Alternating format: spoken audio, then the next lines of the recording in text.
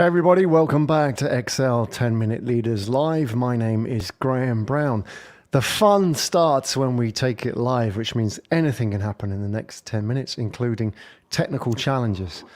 Now, bear with us, because in the next 10 minutes, we are challenged by the internet. As much as it is 2021, there are still challenges in connecting across the world. I'm in Singapore, he's in Spain, on the south coast, enjoying himself down in Nerja. Welcome to the show, Phil.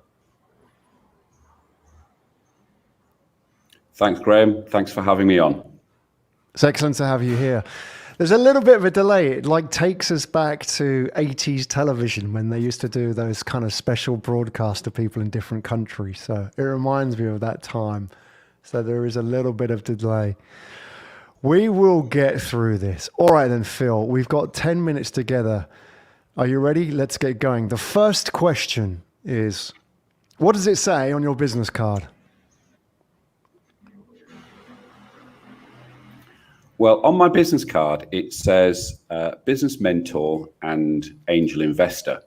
I actually position myself as a business sounding board. So that's sort of halfway between a business coach and a business mentor. But that's what it says on my business card. I had to think about that because I haven't used one for 18 months. There comes a time when you don't need a business card. You've achieved a rival in your career when you don't need one. Let your experience speak for itself as well. So let's talk about your journey, Phil. I'm fascinated by this. You took a business from kitchen table to IPO effectively as a PLC. What was the business? How long did that journey take? And what were you selling effectively? Okay, so the business started totally by accident. It came out of the back of a failed investment pitch that nobody wanted to back. And we ended up with a business that, in essence, was the TripAdvisor. So it's a comparison website for online bingo, which sort of took off around, well, our business started about 2001.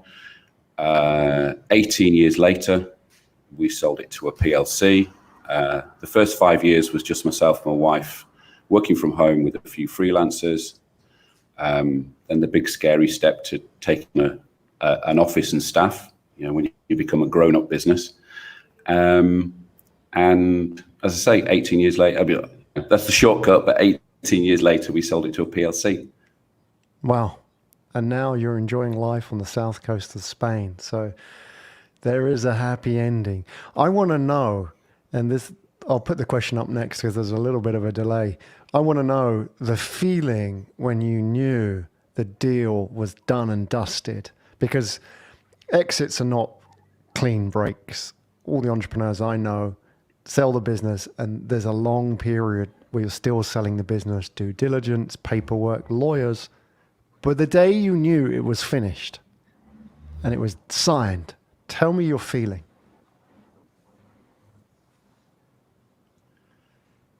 Well, the exit itself is and roller coaster of emotions just doesn't cut it at all.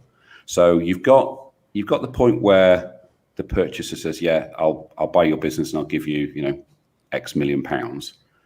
And then there's the day that you sort of hand the keys over and you say goodbye to all your team.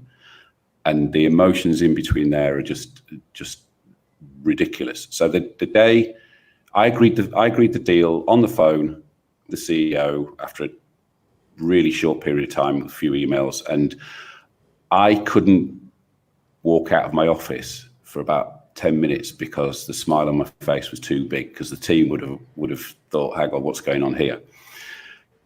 You then go into what can only be described as running through a quagmire, which is all the legals and the backwards and forwards and the nitpicking and the bits. I'm not a detailed person. I'm just like, we've agreed the price. Here's the keys. Off. Let's go. So we had 5 months of legals until the day we signed a paper, which was, and the emotion then was relief more than anything else. We then had we only had a 3-month handover period. I had the impossible task of standing up in front of my team saying, hey, we've sold the business. Oh, and by the way, the new owners don't want any of you. You've all got 3 months notice. Wow. And then the final day that we finished, which actually is 3 years to the day next week. So it's 3 years ago. You know, when you finish the day's work on a Friday, you say, bye, have a nice weekend, see you Monday. We finished on the Friday and it was like, goodbye. And the emotion that day, you know, I hold my hand up, I cried because this was my team. And it was right, bye. It wasn't bye, see you Monday. It was bye, I might never see you ever again. And thanks for all the hard work and the effort and all that sort of thing. Fortunately, I've kept in touch with a lot of the team, which I think is great. But yeah, you talk about emotional roller coasters on a business journey, the emotional roller coaster from agreeing to sell it to actually selling it and walking out the door, just every emotion. Wow. That's tough. These are the kind of stories I hear from business owners. Was there ever a time where you had that, whether you did it literally or in another form, popping the champagne cork type scenario, you know, with your wife or with your friends? Or was it so gradual that you never actually had that point? Was there ever a point where you said, yes, let's celebrate? Or was it such like small steps that you didn't actually feel there was a big time when you can actually, yeah, let's really celebrate this thing? Sorry, you broke up a bit there, Graham. Say that again. Sorry. Was there ever a time when you actually had that popping the champagne cork type moment after the sale? Or was it so gradual that you didn't feel there was a need to do that? Because I think people think there's this sort of fantasy period where yeah, let's celebrate, we've sold. But in reality, not many entrepreneurs actually do it like that. Yeah, I think sort of listening to other people's stories of exits, ours was, you know, yes, there was a huge sort of up and down and emotional roller coaster, but actually was quite clean. There was no earn-out period. Sort of, we got all our money pretty much in the first. Well, we got all our money in 3 months. So all of that was great. Then there's the bit afterwards where you sort of, you know, you talks in meeting rooms and things like that. It's not like that at all. And then afterwards, it really does take a while for you to sort of go, right, oh, you know, I haven't got a business. I don't have to go to work tomorrow.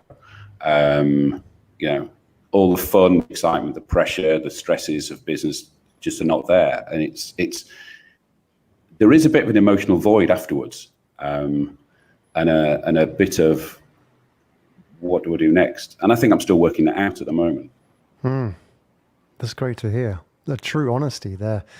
Hey, by the way, if you're watching this now, if you're watching live and you're following Phil, you're a friend of Phil's, you follow Phil on social media, then please give him a thumbs up and like him, give him some support for what he's doing and sharing a bit of this journey as well, keeping it real as well. So help get the story out there, and maybe Phil's next chapter as well, help write it with him. This is the key question. I'm sure the audience wants to know this, Phil, is that why you sold a business? Why on earth go back into business? This is such an important question for entrepreneurs. Like, why are you now coaching people? Why didn't you just go away and play golf for the rest of your life? I think it's in your DNA as a business owner. And like I say, I'm still sort of working out what I want to do next. One of the things that I always have, I think I've still got the itch to scratch is, you know, it was the only business I've run. I was 32 before I had a proper career with real jobs and things before that.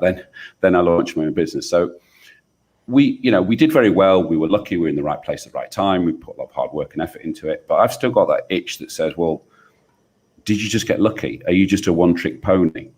So there's that itch to scratch, I think. But there's also the challenge and the excitement of business and the, or even the crappy bits of fun. Well, it's easy to say that looking back, but you know what I mean. Absolutely. And it's so there's that itch to scratch, but also I really enjoy listening to other people's business.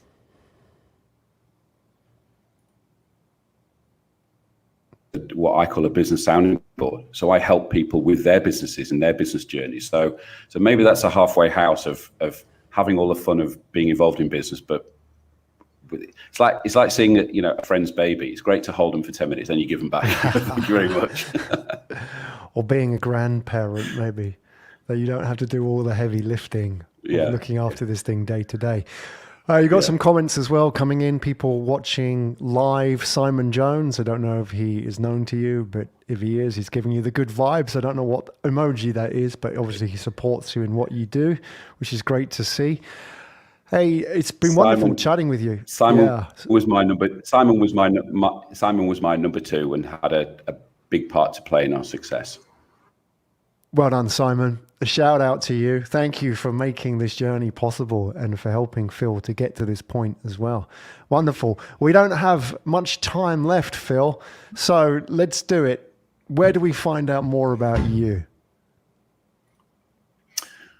Okay, best place to find me is www.philfraser.co.uk.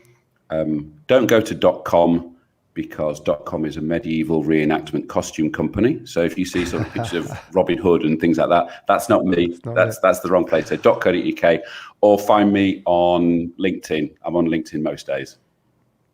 Fantastic. That is Phil Fraser, everybody. Got some more comments coming in. That Leeds Mag. I guess you're from the area around about there, so these guys are known to you. More from Simon Debbie. Jones. There you go. Wonderful, folks. Thanks for joining in. There you go. Some more.